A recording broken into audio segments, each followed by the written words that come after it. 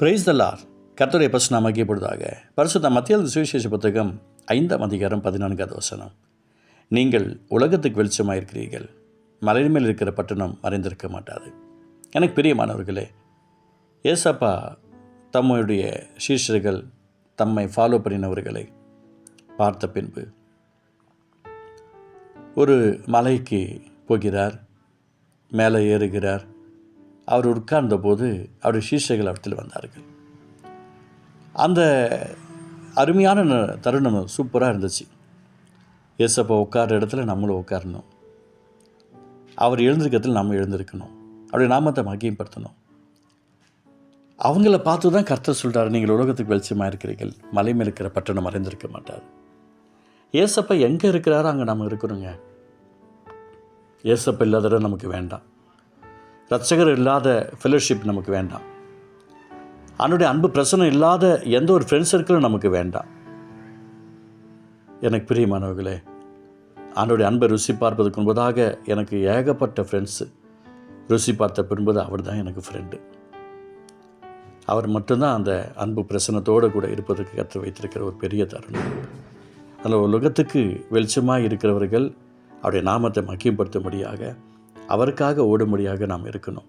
அவங்களுக்கு நான் சொல்கிறேன், நீங்கள் ஏசப்பாவோடு நெருக்கம் பாராட்டணும், ஏசப்படைய அன்போடு கூட இருக்கணும், அவருடைய பாசத்தோடு கூட இருக்கணும், அவருடைய நேசத்தோடு கூட இருக்கணும். எங்கே போனாலும் வந்தாலும் ஏசப்பா இல்லாமல் போகாதீங்க. உங்கள் பிரசனை எனக்கு வேணும் ஆண்டவரே, உங்கள் அன்பு எனக்கு வேணும் ஆண்டவரே, உங்கள் தயவு எனக்கு வேணும் ஆண்டவரே என்று சொல்லி மன்றாடணும். அந்த அன்பு இல்லை அப்படின்னு சொன்னால் நம்முடைய வெளிச்சம் மங்கி போயிடும். சில வீடுகளில் லைட்டு பார்த்திங்கன்னா கரண்ட்டு போயிடுச்சுன்னா இருட்டாக இருக்கும். சில வீடுகளில் பார்த்திங்க அப்படின்னா கரண்ட்டு போனாலும் வெளிச்சம் இருக்கும். எப்படின்னா அவங்க வந்துட்டு யூபிஎஸ் போட்டிருப்பாங்க, இல்லைன்னா ஜென்ரேட்டர் போட்டிருப்பாங்க. அதேமாரி சிலர் என்ன பண்ணிருப்பாங்க தெரியுங்களா, அந்த லைட்டை சார்ஜிங் லைட்டுன்னு சொல்லி வாங்கி வச்சுருப்பாங்க. இன்றைக்கி நிறைய பேருடைய வாழ்க்கை அப்படி தான் இருக்குது.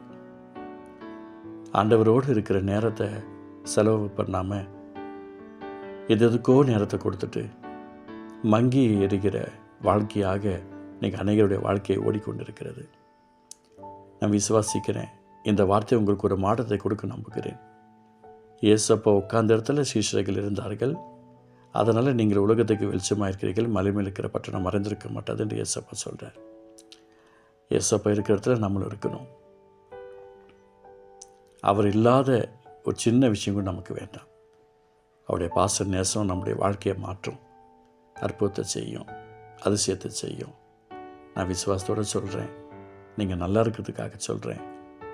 நீங்கள் எனக்கு போதும் ஆண்டவரே, உங்கள் பிரசனம் போதும்பா, உங்கள் தயவு போதும்பா என்று சொல்லி மன்றாடுங்க. அந்த அன்பு தெய்வத்தோடு கூட உட்காருங்க. யாரெல்லாம் அந்த இரட்சகரோடு கூட ஏசப்போடு கூட இருக்கிறாங்களோ அவங்கெல்லாம் இந்த உலகத்துக்கு வெளிச்சமாக இருப்பாங்க. நான் விசுவாசிக்கிறேன், நீங்கள் உலகத்துக்கு வெளிச்சமாக இருக்கிறீங்க. இந்த நாள்லேருந்து, இந்த செகண்ட்ஸ்லேருந்து நீங்கள் ஏசப்போட உட்காரணும், அவருடைய கிருபைக்காக உட்காரணும், அவருடைய தயவுக்காக உட்காரணும், அவருடைய பாச நேசத்துக்காக உட்காரணும். நானும் உங்களுடைய ஊழியத்தை நிறைவேற்றுகிறேன் ஆண்டவரே, என்னால் ஆனதை மற்றவர்களுக்கு வார்த்தையை கொடுத்து நடத்துகிற ஆண்டவரே என்று சொல்லி இதை கேட்டுக்கொண்டிருக்கிறவர்கள் தங்களை அர்ப்பணித்துக் கொள்ளுங்கள்.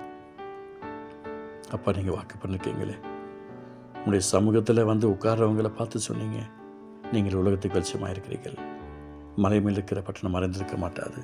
இயேசுவின் நாமத்தில் இந்த வார்த்தை மூலமாக ஆசீர்வதியும் பெரிய காட்சியும் கிருபை தாங்கட்டும். இயேசு மேல பிதாவே, ஆமென், ஆமென்.